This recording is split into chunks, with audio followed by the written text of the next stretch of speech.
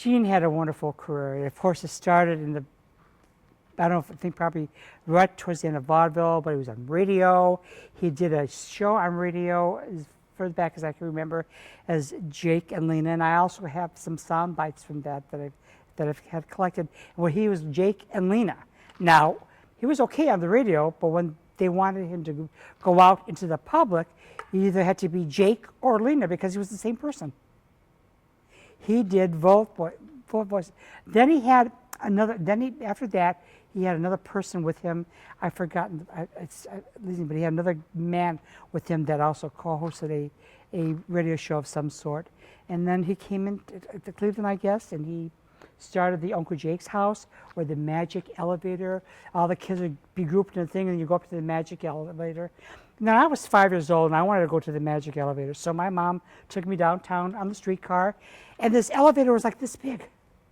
It was like a little wooden thing, and you were up there, and then we had a shake like this, and then all of a sudden you're in the Gene Carroll house or something, Uncle Jake's house, and that's what it was. But he had that for many years. We had Bosco, honey, or was it Bosco?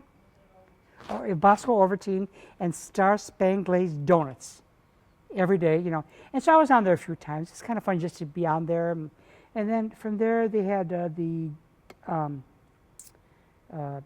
Giant Tiger Show. And then, of course, we talked about how it segued into the Gene Carroll Show. So. Did the elevator disappoint you that you opened up the door and you were still the same place where you started? Oh my gosh. I said, what happened? My sister, who was 3, cried because she wanted to go into this elevator because the camera made it look like it was a big wooden elevator, and there you go. So I don't know how they did that, but the box of the elevator were on us, and we had to shake like we were going up the elevator.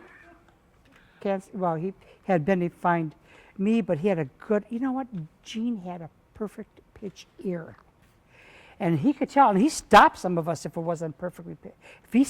Especially the production people, you know, whoa, let's do it again. He was that secure and what, you know, he was very talented. Have I ever seen him perform live?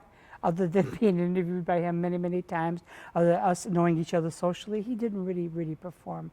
But he was loved everywhere he went. In fact, one of the times, when Jesse and I got married, like I said, we went to Florida for our honeymoon.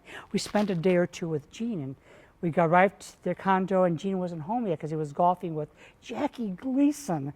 And we were there about 15 minutes. All of a sudden, Jackie Gleason pulls up his car. Gene gets out and comes up, and so he was loved by, I know, nationally, and I'm not so sure it wasn't internationally too. But tell me about Blanch. Blanch Alberton was one of my sweethearts of all times. She was actually a school principal by day and a pianist by evening, and she worked exclusively for the Gene Carroll Show. Blanche took an immediate liking to me, and of course I adored her from the very beginning. Blanche, all you have to do is hum something, and she would play it. No sheet music, no nothing. In fact, there are several times that I had to be a special guest on the show because the special guest didn't show up, and Blanche said, let's do this now. Boop, boop, boop. She's out, take your lead. She was terrific. You were telling me a story over here before about you had to make eye contact with Blanche. Yes, Blanche was like about 20 feet away from us because sometimes if you were doing a song and it was like 3 minutes and you only had like 2 minutes and 20 seconds, she would give you a cut or some kind of a mark that we knew to not do the tag. Don't go back to the middle. Just put a tag on the very first course and end it. And so I got quite good at it because she was always going like this. Other people think she may have been scratching herself, but she was giving us a hindsight of what to do. So I was always in eye contact with her. Benny had been with Gene since the radio days? Yes, since the radio days. Again, Benny Randazzo was a prince of a man. He was actually what you call a gentleman. He really was. He had a high-powered job with the show, but you know what? He kept straight. He made us feel really comfortable, and sometimes if there was a little discrepancy, Benny would smooth things out. Plus the fact that Benny did all the sets for the show. If it was a tree production, we had 1 million trees. If it was Valentine's Day production, we had a lot of hearts and love and stuff like that. Benny was tops. In fact, he had a job, I think, at Helly's as he was in charge of dressing the windows. It was either Helly's or Higbee's, I'm not quite certain. And Andrea Carol. Her own name was Andrea Carol. And she was, again, a very nice person. I was fortunate getting the chance to know her, and then got to know my wife and my children, and she was quite a gal. She was very, very funny off camera. She really was. In fact, speaking of her, I just talked with her about a month and a half ago when she was coming into town for some kind of a celebration, but she's going to be back sometime this year, and we're going to get together for dinner. She had hit records. She had several hit records. One was I Had a Date with Frankie, excuse me, when Frankie Avalon was popular. She had Please Don't Talk to the Lifeguard, which really sold even internationally. A lot of people don't know that. And she had a few others. Well, tell me about, didn't Gene kind of discover her? Yes, And talk about at the age of 3 years old, Gene saw her and performing somewhere, and I'm not even certain where, I don't remember that. And real cute little thing, 3 years old. And so she went on with Gene. First of all, she was on the Uncle Jake's, and then she was on to the Giant Tiger Show. And, you know, he really took vested interest, and so did his wife, Helen, take vested interest in Andrea, as best as I know it to be. So Andrea used her stage name as Andrea Carol. And everybody thought that that was his daughter or his niece. Or no, she's very, very, you know, he's more like a godfather to her. So he was very selective in what she did, and she did a lot of things. But just like with me, Gene would never want me to sing in bars, so I got a lot of the convention work throughout Ohio and Pennsylvania, and that's where he thought I was best suited. And you got to listen. We had to listen to him because he knew best. Andrea, you know, worked a lot of her early adulthood, and then she decided she settled down. She married a gentleman, Lyle Hill, and now they live in California. And Andrea is a psychologist. Actually, how I got started is that I was in a play, and Benny Rand was one of the guys in the audience, and he waited for me after the performance, and I think I had the lead in Girl Crazy, but I'm not sure. But anyway, so Benny Rand came up to me afterwards and said, "Here's my card. I'm an agent for Gene Carroll. I'm actually a producer for them. I'd like you to come down to audition for the Gene Carroll Show." And I said, "Oh yeah, right. I've always watched it." But I thought, well, you know. So he said, "Well, come on down." So that's how it got started.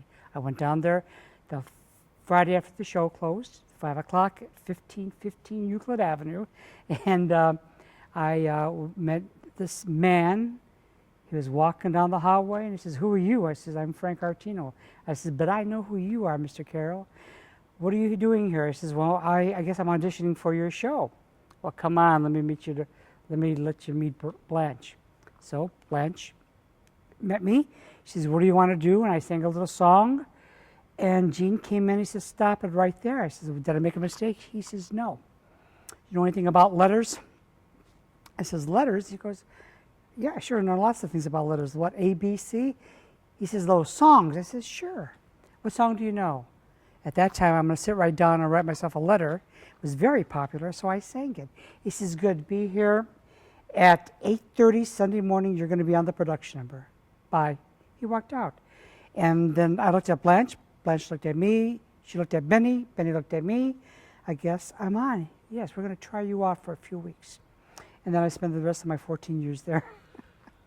In fact, still today, the magic is still there. Last week, I performed, I belong to a show group now called Showstoppers, and we performed somewhere last week, and two of the ladies came up to me and said, "Are you Frankie Artino?" And I go, "Yes, I am." She said, "Oh, we used to watch you on Gene Carroll Show, you know, and we just really, you know, really very complimentary." And the truth of the matter is, Tom, and my wife is right over here to back it up, there's not really a week or two that goes by that somebody somewhere, whether I'm here or whether I'm in Florida or whether I'm even in California, that somebody that has come from Cleveland, has seen the show, comes up to me. So, and my goodness, 1967 to 1982, what was that, 27 years ago? The show did go off the air, I believe, in early part of 83. But I mean, still today, people come up to me. My very dear friend Glenn Williams, who started with the show, is now working in Las Vegas. And he's been there for 30 years. And Glenn says that, and I talk to Glenn all the time, he says, really, there's not a month that goes by that somebody doesn't stop up that's from Cleveland or from Ohio that remember. So, you know, that show is a well-rounded show. And I just thank God that was on it for as long as I did. It helped me out a lot.